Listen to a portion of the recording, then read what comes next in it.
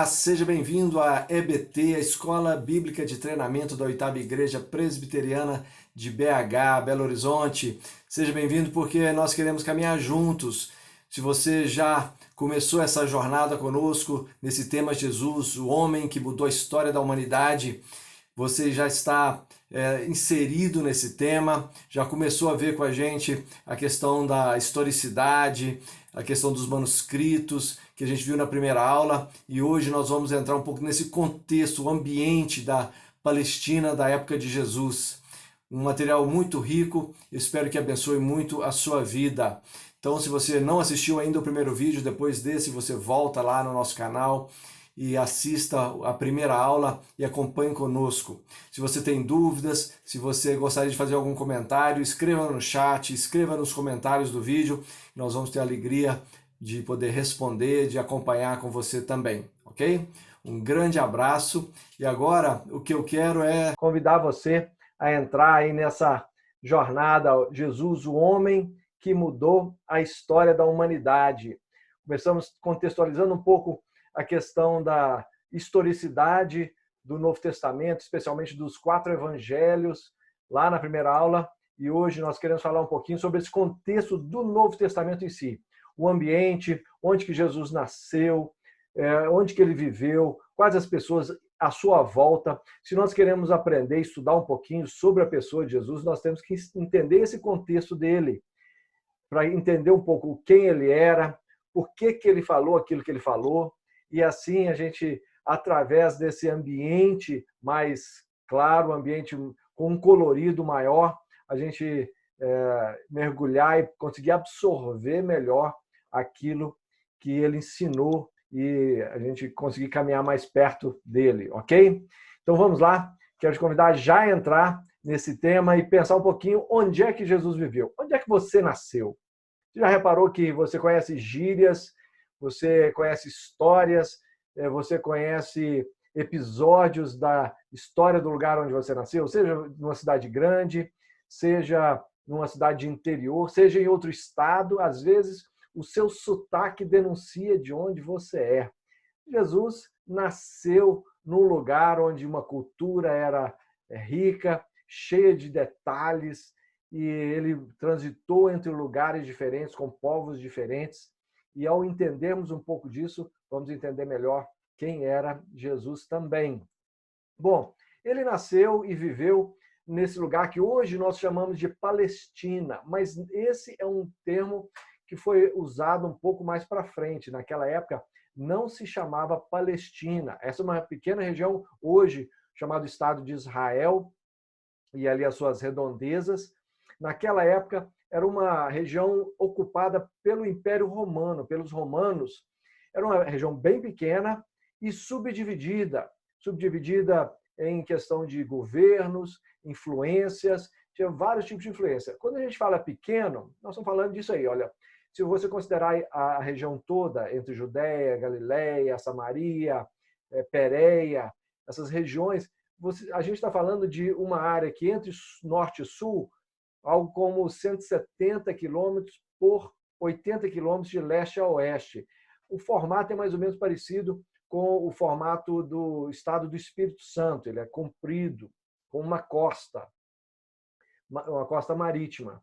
Se a gente pensar na Judéia, onde muito do que acontece é ali na Judéia, especialmente a etapa final da vida de Jesus, nós estamos falando de algo em torno de 80 por 50 quilômetros. Pensando em território brasileiro, Sergipe é o nosso menor estado em termos de área de espaço. Essa área de Israel, ou pelo menos dessa região, nós estamos falando de menos de 1/3 do Sergipe. Ou seja, assim, pensando em o continente, ou pelo menos a área brasileira inteira, é um pedacinho muito pequeno se a gente for comparar.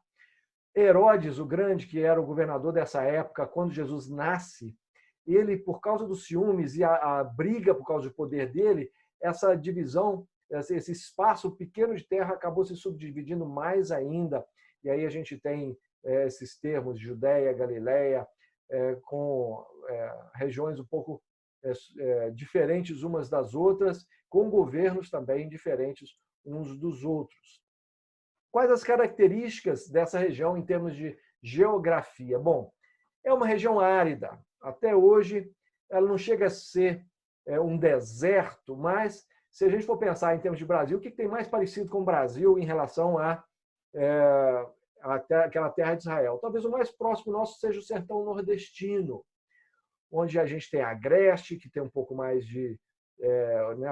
quando a gente fala desse Nordeste, a gente tem o Agreste, que tem um pouco mais de vegetação, a gente tem o litoral, mas a gente também tem um sertão seco, árido, que não é um deserto, mas chove-se muito pouco.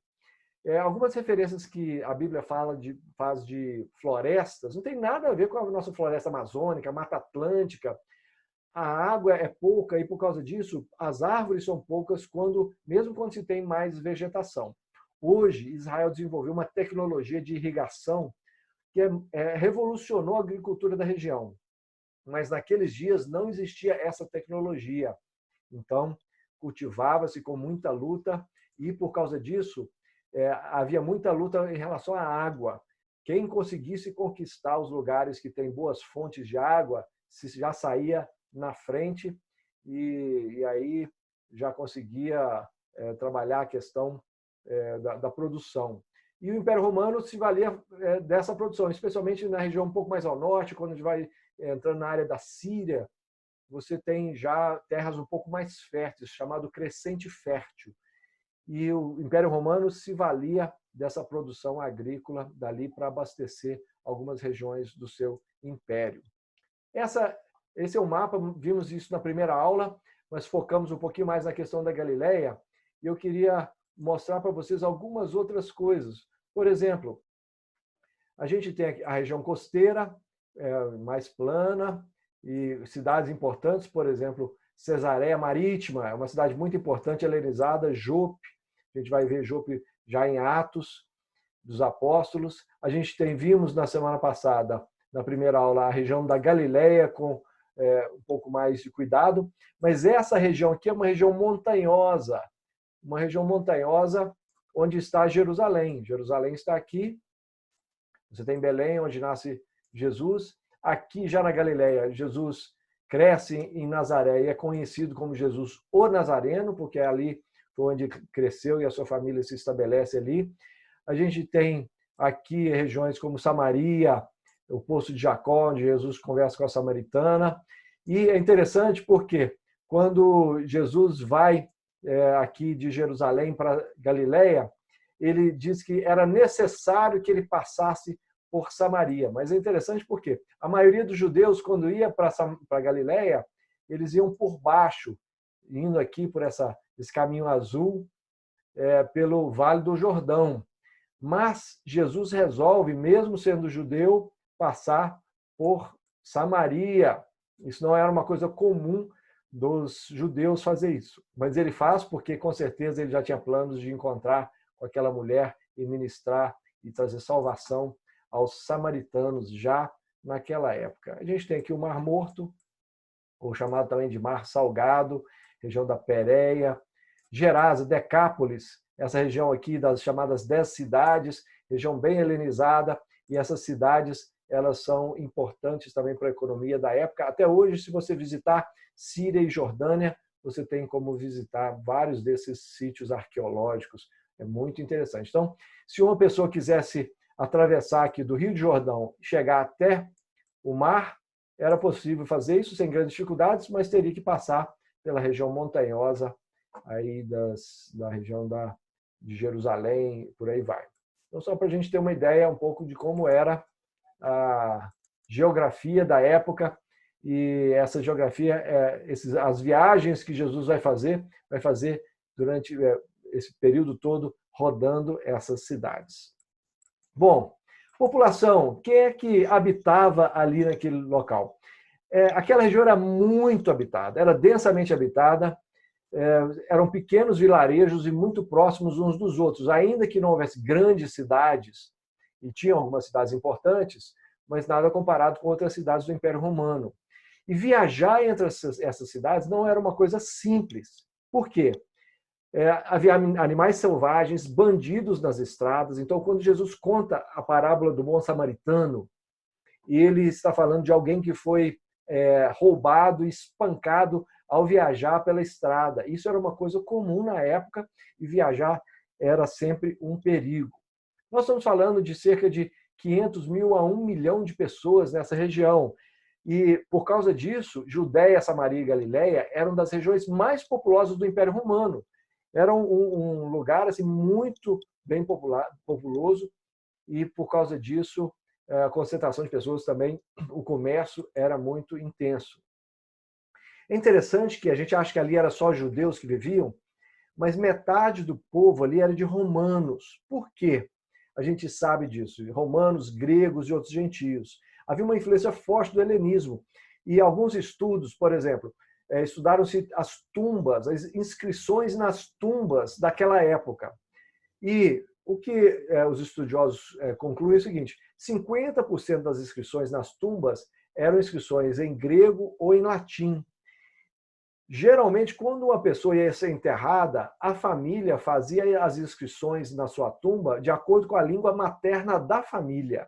E o fato de ter essa língua em latim e grego nessas tumbas indica que metade, provavelmente, dessas famílias eram de famílias dessa origem, eram gentias, não eram judeus de raiz. E isso indica que o helenismo era muito forte, o helenismo, já vimos na aula passada, que tem a ver com a cultura grega. Os judeus daquela região eram judeus altamente secularizados. O que é isso? Não eram os judeus que praticavam o judaísmo, que seguiam a religião com afinco. Eles eram o que a gente chama hoje de nominais. Tem os cristãos nominais, católico nominal, crente nominal. É aquela pessoa que nasceu como daquela religião, mas não pratica aquela religião. É a cultura da família só. E muitos dos judeus eram assim secularizados. Eles iam na sinagoga de vez em quando, iam ao templo uma vez por ano em Jerusalém, mas não praticavam e não seguiam a lei de Moisés como a gente acha que todo mundo seguia. Não era bem assim. Um exemplo disso é a Cesareia Marítima. Apesar de ser uma região, uma cidade ali da região da Judéia, Cesareia Marítima é uma cidade altamente helenizada. E a gente percebe isso com essa presença de banhos romanos, presença de hipódromo, presença de ginásio era lugar de ensino. Então, essas construções greco-romanas indicavam quão helenizada era a cidade de Cesareia Marítima. Então, não era aquela coisa assim, 100% judeu, como a gente muitas vezes pensa, não. O povo judeu, ele era constituído por vários grupos. Então, igual a gente tem na nossa sociedade, grupos, partidos, existia isso naquela época. Um grupo conhecido era o grupo dos sacerdotes e sumos sacerdotes. Então, de tempos em tempos, era designado o sumo sacerdote desse grupo de sacerdotes. Sacerdotes da linhagem de Arão, aquilo que tem ligação com o Antigo Testamento, e, por causa disso, eram cargos hereditários. E o sumo sacerdote, ele era passado de pai para filho. Às vezes mudava de família, mas ele era bem hereditário. Eram pagos, eles recebiam dinheiro do Estado para exercer o papel de sumos sacerdotes. E eles respondiam a Roma. E isso era uma pedra no sapato dos judeus. Por quê? O sumo sacerdote ele tinha que bater continência para o Império Romano. Então, ele sendo uma das peças mais importantes da religião, ele ter que fazer isso era um negócio complicado para os judeus e muitos não gostavam dessa história. E a classe dos sacerdotes e dos sumos sacerdotes era dominada pelo Sinédrio. O Sinédrio era um conselho de anciãos de Israel. Então, eles eram influentes no Sinédrio, mas também eram influenciados pelo Sinédrio. E é isso que a gente vai ver, especialmente na época do julgamento de Jesus. A gente vai ver, vai no Sinédrio, o sumo sacerdote está ali comandando, e a gente vai ver isso tudo acontecendo. Temos os escribas. Os escribas, eles eram os profissionais ali do ensino da cultura. Eles ensinavam e ensinavam de forma oficial a lei e a cultura judaica para as pessoas. Então, se tinha alguma disputa, se aquilo era certo ou errado, os escribas entravam. Não era um cargo hereditário e eles eram voluntários, não eram pagos, mas era um cargo altamente influenciado, assim, tinha muita influência dentro da cultura e várias vezes a gente vai ver os escribas questionando Jesus algumas coisas.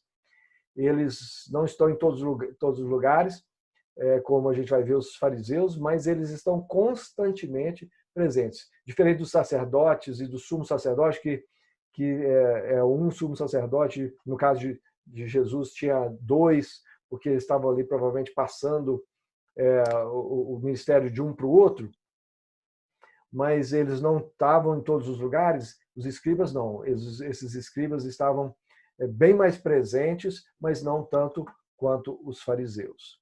E aí a gente tem essa figura assim, muito conhecida dos fariseus. Os fariseus, eles não eram oficiais, eles eram leigos. Eles eram gente do povo, mas de uma liderança forte, de um partido, né, dos fariseus. Estima-se até 6.000, aproximadamente 6.000 fariseus circulavam ali na região da Judéia e da Galiléia na época de Jesus. Isso fazia eles ali quase que onipresentes. Então, onde Jesus estava, sempre tinha um fariseu por perto. Eles tinham grande influência no povo. O que eles falavam, aquilo entrava mesmo no dia a dia do povo, e o povo os respeitava bastante. Os fariseus eram muito respeitados. E por causa disso, eles se achavam o verdadeiro Israel. Eles achavam que aqueles que seguiam os fariseus e os próprios fariseus, eles realmente que se constituíam o verdadeiro Israel, e para você fazer parte, você tinha que respeitá-los e aceitar o comando deles. E esse comando vinha dessa tríade, revelação, tradição e interpretação. Como é que é isso?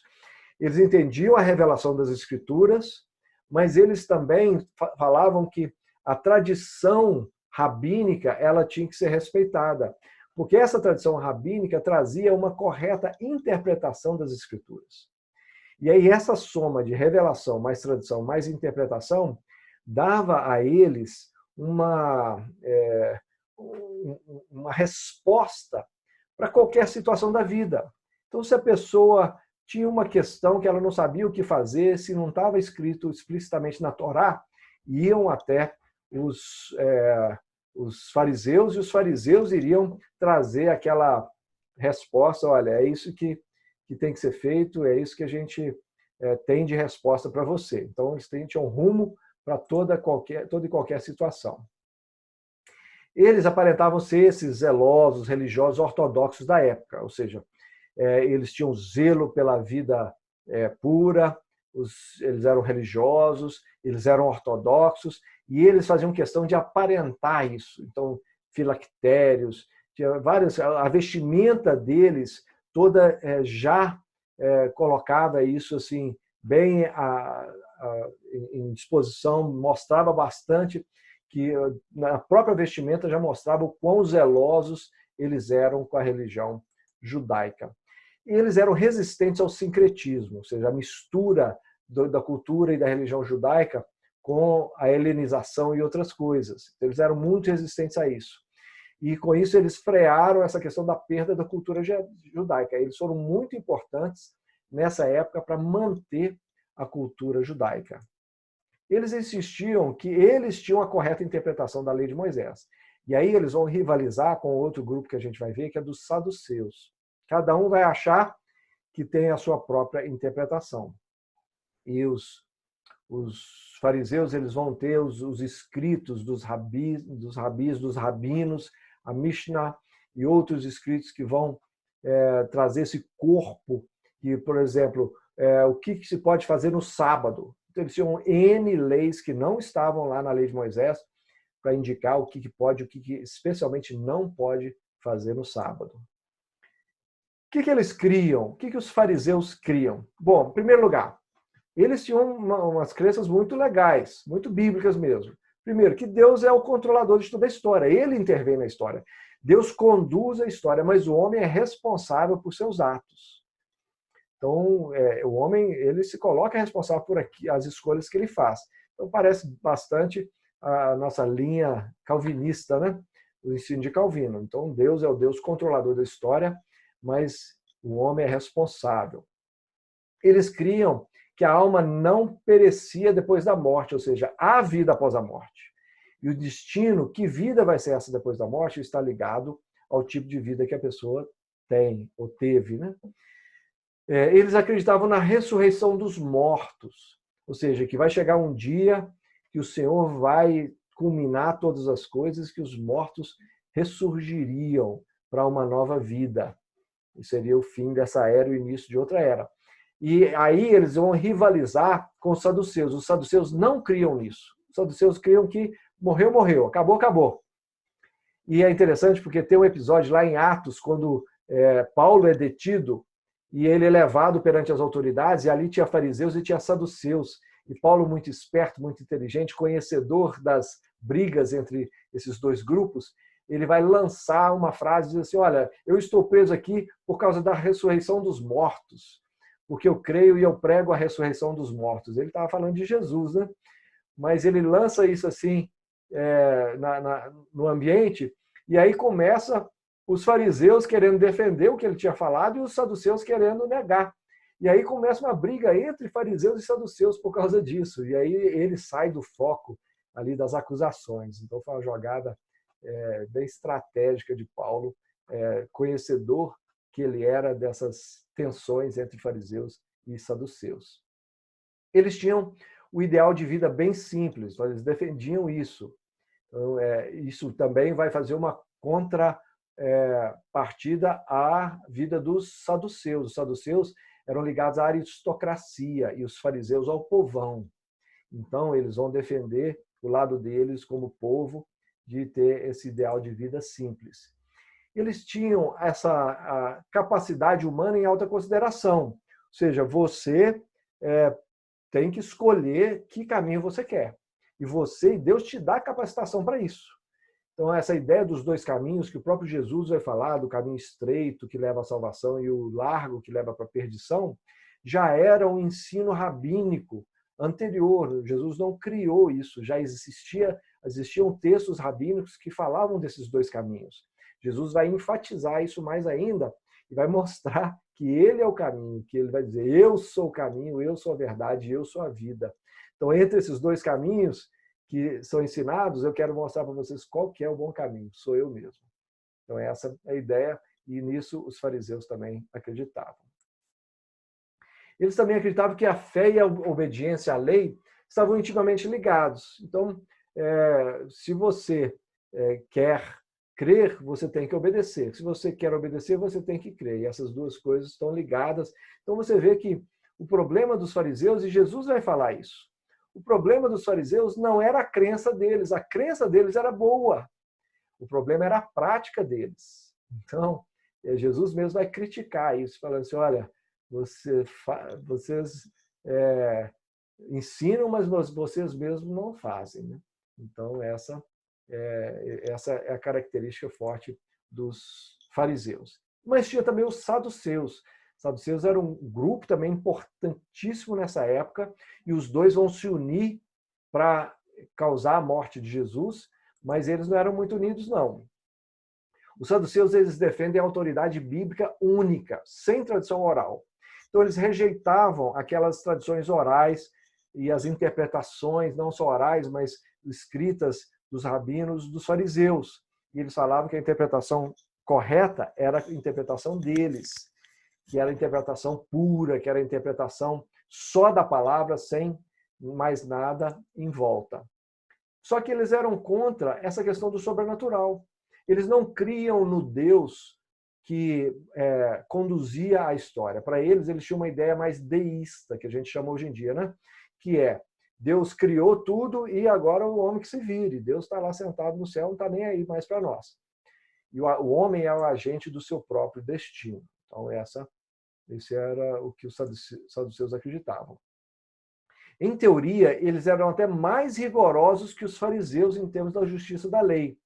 Até porque eles controlavam o sinédrio. A última palavra da lei era deles. Tanto é que os fariseus morrem de raiva de Jesus, mas enquanto os saduceus não entram na jogada e decidem matar Jesus, isso não acontece, porque os fariseus não tinham a lei na mão, em termos de execução da lei. Isso aí estava na mão dos saduceus. Os saduceus é que controlavam o sinédrio e não os fariseus. E por causa disso, eles misturavam doutrina com política. Eles eram esse grupo ligado aos sacerdotes e à aristocracia. Era a turma da grana, era a turma que comandava o governo ali da região, é claro, debaixo do governo de Roma. Mas eles é que decidiam as questões do dia a dia da vida dos judeus. E eles comandavam o templo. Os sacerdotes estavam ligados aos saduceus e eles comandavam o templo. Chega um momento até que há uma certa mistura.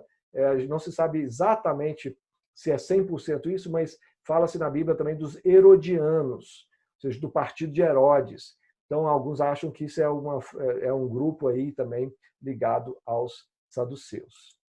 E, por causa disso, eles não eram populares.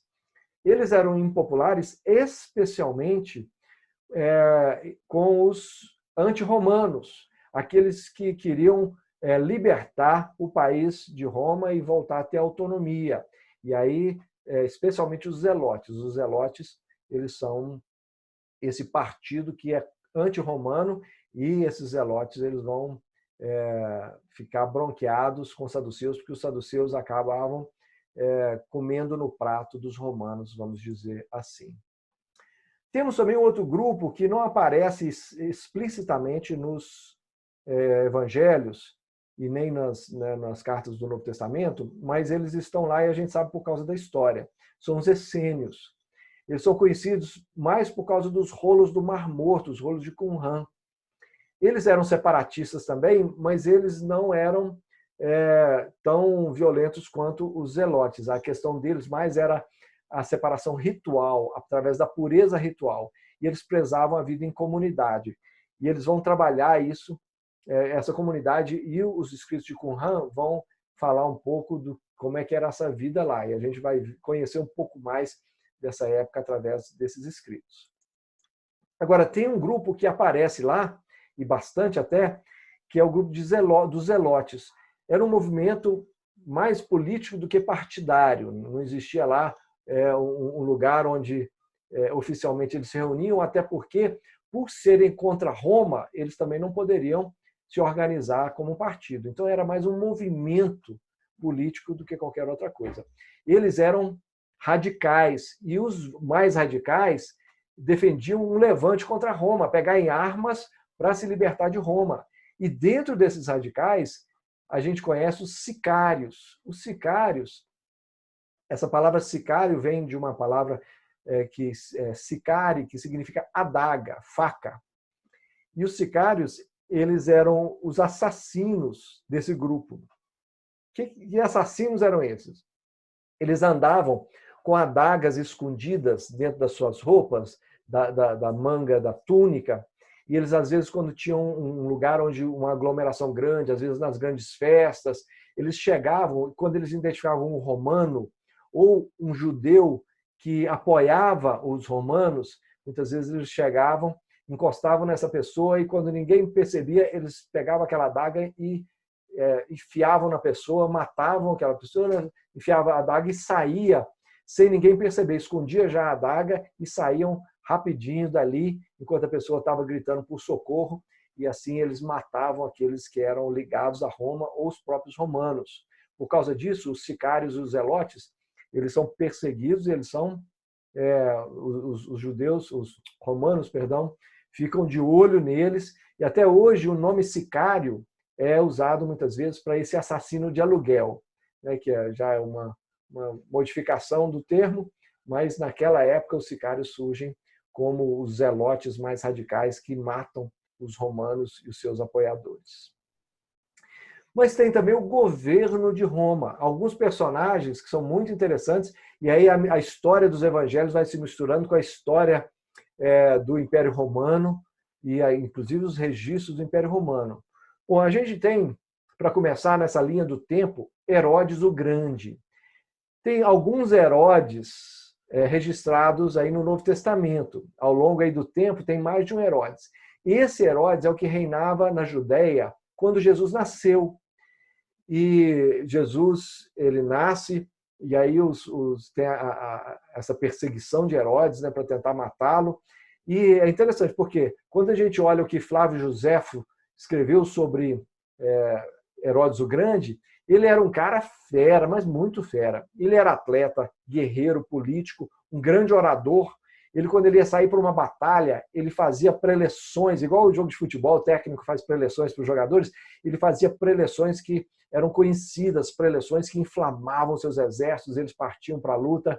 Ele era um construtor, ele construiu muitas coisas em Jerusalém, inclusive o famoso Templo de Herodes, o templo da época de Jesus, que os discípulos estão tão maravilhados com sua grande construção, as pedras, então, foi o chamado Templo de Herodes, que foi uma expansão do templo reconstruído lá após o exílio da Babilônia.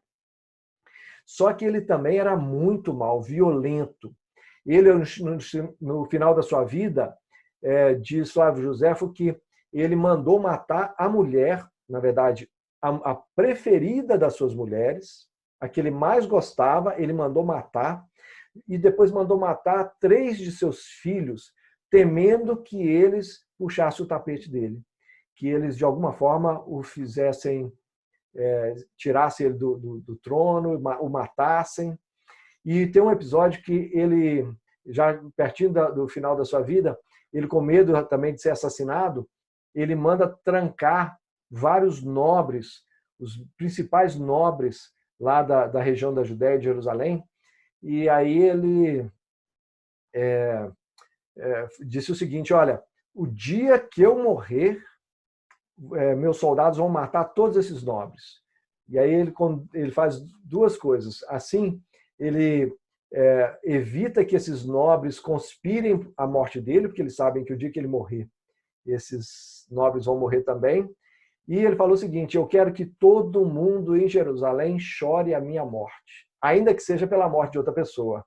Então, ele faz essa jogada. Só que isso não vem a acontecer, não chegou a acontecer essa matança desses nobres, não. Por isso, quando a gente lê nos evangelhos que ele mandou matar as criancinhas de uma região, até 2 anos, tentando matar Jesus, quando ficou sabendo que Jesus, que o rei dos judeus havia nascido pela boca dos magos do Oriente, ele manda matar essas crianças, isso se alinha perfeitamente com o perfil que Flávio Josefo faz de quem era Herodes o Grande. Ele não era brincadeira e ele é um cara muito violento mesmo. Então, esse é Herodes o Grande. Só que, quando Jesus foge para o Egito e Herodes o Grande morre, Jesus volta, é claro, né, com seus pais, né, nem volta do Egito e vai se estabelecer de novo na região. E é interessante porque a própria morte de Herodes o Grande, descrito lá nos evangelhos, ela se alinha muito bem com o que Flávio Josefo mostra, escreve sobre a morte dele.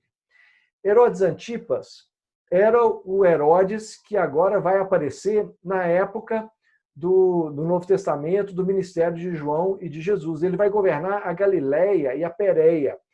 E ele é irmão de Arquelau. É interessante que outra coisa que vai confirmar um pouco isso, diz Flávio Josefo que Arquelau era mais violento, era um cara mais complicado, era mais forte politicamente e estava, naquela época, dominando a Judéia, ele governando a Judéia, porque Herodes o Grande, quando morre, ele subdivide a região entre seus filhos. E aí, diz o texto do Novo Testamento, do Evangelho, que Jesus, Maria e José, na verdade, voltam e eles não querem ficar na região da Judéia com medo de Arquelau. E sabendo que Herodes Antipas era mais tranquilo do que seu irmão, eles vão e se estabelecem na Galiléia, especialmente em Nazaré. Então, esse Herodes Antipas é quem João Batista confronta, porque ele não deveria casar com a esposa do seu irmão. E confronta tanto que depois da filha da esposa de Herodes dançar para ele e ele gostar, ficar encantado, prometeu metade do reino, e aí Herodes, a filha dela, mandou, me traz então a cabeça de João Batista, e aí ele vai e manda executar João Batista. É muito interessante porque quando Flávio Joséfo, historiador romano, vai registrar e falar sobre Herodes Antipas, ele dá exatamente essa descrição dele, de um cara que era meio mulherengo, de um cara que era inclinado ao rabo de saia, que toma a esposa do irmão, que se deixa seduzir por uma mulher dançando, uma jovem dançando em um dos seus banquetes, a ponto de falar bobagem, e prometeu que não queria cumprir. Então, esse é muito bem interessante, que os próprios evangelistas registrando ali os acontecimentos vão aliar muito bem com o que Flávio José vai narrar. Então, preste atenção, nós temos Herodes o Grande, época de Jesus recém-nascido, e depois Herodes Antipas, é o Herodes que vai interrogar Jesus, que vai mandar matar João Batista, e por aí vai, que é filho de Herodes o Grande. Mas nós também temos os procuradores. Os procuradores, eles eram civis do Império Romano. E o cargo de procurador era essa mais alta patente que um civil médio poderia ocupar. E eles eram colocados nas regiões para serem pacificadores e coletores de impostos, ou seja, manter a Pax Romana e coletar os impostos para enviar para Roma. Por causa disso, eles tinham milícias armadas que estavam à disposição deles, e quando aconteciam festas, grandes festas nessas regiões do Império Romano, que eram as festas dos povos dominados, eles levavam para lá mais soldados que estavam à disposição, às vezes milhares de soldados, para manter o lugar e impedir que levantes acontecessem. Pôncio Pilatos, que foi peça-chave ali no julgamento para a morte de Jesus, ele era um procurador, e ele era o procurador ali da Judéia, naquela época, já da morte de Jesus. Então, a gente tem Herodes governando a Galileia e Pôncio Pilatos governando a Judéia. Ele era um cara teimoso, descrições de Flávio Joséfo, cruel e intratável. E tem um caso interessante que o que acontece? Quando ele chega lá, ele quer meio que medir forças com os judeus. E ele sabia que os judeus eles não toleram nada que não fosse adoração a Yahvé. E ele chega lá com estandartes da figura do imperador. E o imperador romano, no caso Tibério César, considerado divino. E esse imperador romano, ele entra com estandartes e escudos com a imagem do imperador dentro do distrito do templo, que era a região ali de Jerusalém, onde estava o templo. E os judeus ficam loucos, porque eles acham que isso é uma profanação do templo, ainda que seja só no distrito, porque está levando outra divindade para dentro da região do templo. E aí eles vão, cercam o palácio onde está Pilatos e falam assim, nós só vamos sair daqui quando você retirar esses estandartes e esses escudos dos soldados ali da região do templo. E aí eles começam a medir força, medir força, medir força. Pilatos avança um pouco com soldados para cima deles e fala assim, olha, se vocês não saírem daqui, eu vou fazer um banho de sangue. E aí diz Flávio Joséfo que os judeus se ajoelharam todos no chão, dobraram assim a cabeça, tiraram a túnica e ofereceram o pescoço nu para os soldados, falando assim, você, Pilatos, pode mandar cortar as nossas cabeças, mas nós não vamos sair daqui. Diz Flávio Joséfo que Pilatos teve que voltar atrás, teve que dar um passo para trás, porque ele percebeu que aquele banho de sangue não seria bom, que realmente ele não ia conseguir fazer aquilo que ele queria, que é forçar um pouquinho a questão da adoração do imperador para dentro da região da Judéia. e aí ele volta atrás e não faz aquilo que ele falou que ia fazer. Havia concessões e também provocações aos judeus. O Império Romano liberou os judeus de servir o exército e também de participar das adorações ao imperador. Então, outros eram obrigados, mas os judeus não, porque eles sabiam que os judeus não iam aceitar. E aí tem uma coisa, o Império Romano era cruel, sim, mas o Império Romano também dependia dos povos dominados para coletar impostos, para produzir comida para o Império Romano. Então, onde eles dominavam, eles queriam também manter o povo pacífico. Então, de vez em quando, eles faziam concessões. E eles sabiam que essa questão dos judeus, eles precisavam manter a questão com calma ali, porque se eles apertassem demais, o banho de sangue ia ser grande e isso não ia ser bom para coletar as taxas e os impostos. E esse era o objetivo deles. E eles jogavam fortes taxas e muitas vezes até tomavam das ofertas do templo para completar as taxas e os impostos que eles queriam. Então, essa era a parte de aperto deles. Mas também deixavam que os judeus tivessem um governo próprio, desde que esse governo fosse pró-romano. Então, eles poderiam ter ali os seus governantes, desde que esse governo fosse pró-romano. E Jesus? Onde é que Jesus entra nisso? E eu quero fechar agora mostrando essa relação desse governo romano junto com os governantes judeus e Jesus, porque é muito interessante como é que isso tudo vem se costurar.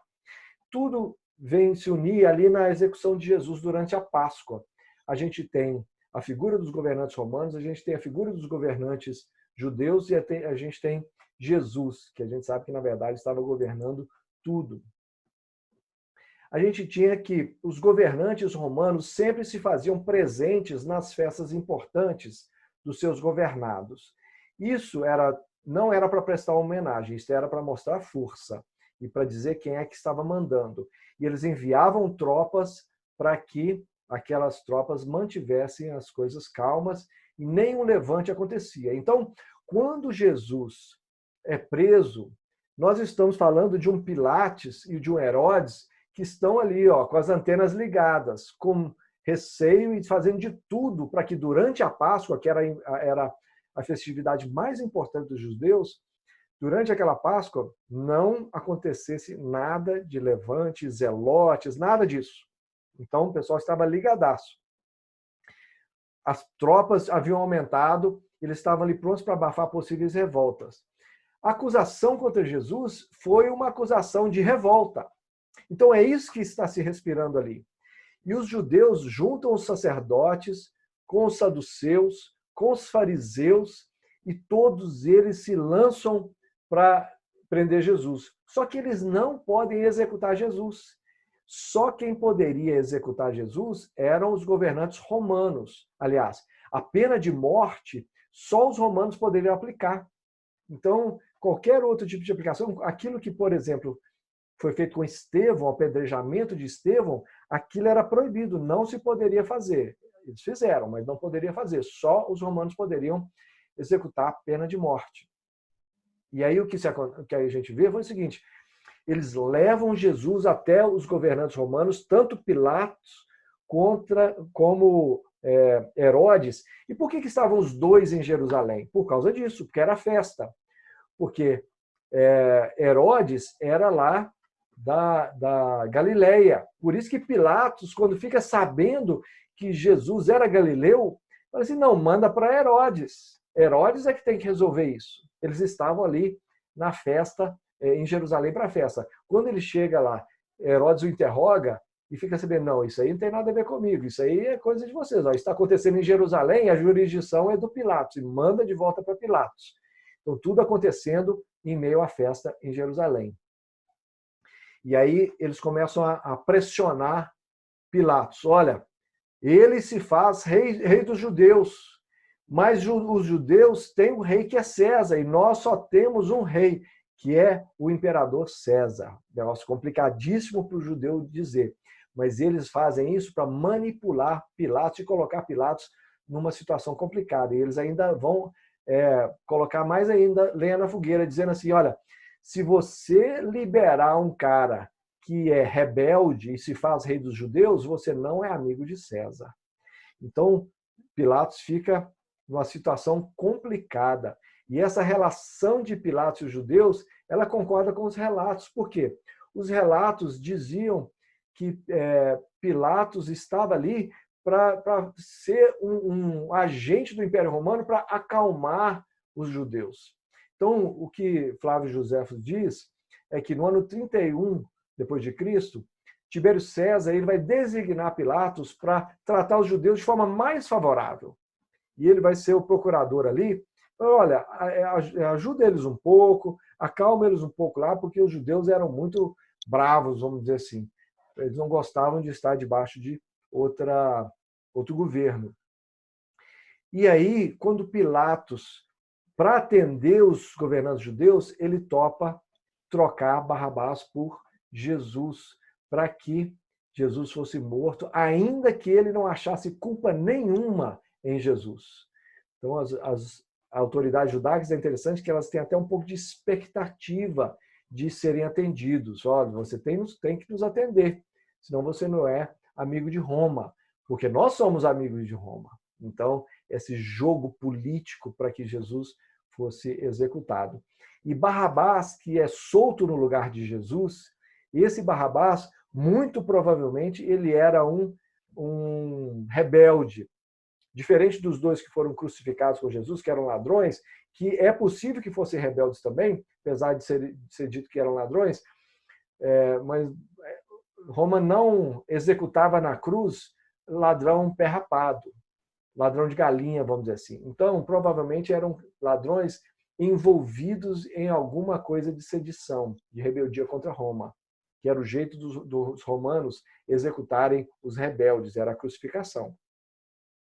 E eles liberam Barrabás, que provavelmente era um cara, pelo relato de Barrabás, de quem Barrabás era, provavelmente era um cara que estava lutando contra o Império Romano. Mesmo assim, Pilatos o liberta para atender os judeus, porque mais importante para Pilatos agora era manter os judeus calmos, especialmente com aquele caldeirão efervescente ali na Páscoa judaica em Jerusalém. Tudo aquilo acontecendo. Então, esse é o contexto onde a gente está com Jesus. Já entramos um pouquinho em alguns episódios, né, da vida de Jesus, mas esse é o contexto desse homem que mudou a história da humanidade. O contexto do Novo Testamento, em termos geográficos, em termos de grupos, de população, de quem manda, de quem não manda, onde é que o governo romano está, onde é que o governo judaico está, quem está com o povo, quem está mais longe do povo, quem é mais bravo, quem é mais calmo, para a gente ter um pouco de entendimento. Então, agora que a gente vai começar a entrar na próxima aula na vida, no ministério de Jesus, pelo menos a gente entra já com esse conhecimento um pouco mais de causa. Ok? Espero que você tenha gostado. Mais uma vez, use o chat, use os comentários do vídeo para postar suas dúvidas, comentários, se alguma coisa interessante que você achou, alguma coisa que você não entendeu bem, pode postar lá, que eu vou estar monitorando e vendo e respondendo naquilo que a gente for crescendo e aprendendo juntos. Ok? Jesus te abençoe ricamente e que isso motive você a continuar estudando, lendo. Leia novamente os evangelhos, se você puder, o evangelho de Mateus, o evangelho de Marcos, talvez o evangelho de João, e nesse período a gente possa continuar assim, mergulhando nesse tema tão rico, tão desafiante, ok? Compartilhe esse vídeo com outras pessoas, com gente da família, amigos, envie o link para quem você conhece e vamos montar aí um grupo bom de estudos. E não se esqueça, coloque os posts aí nos comentários, no chat, para a gente ir trocando experiências, tirando dúvidas, ok? Vejo você no próximo domingo, que Jesus te abençoe ricamente, um grande abraço.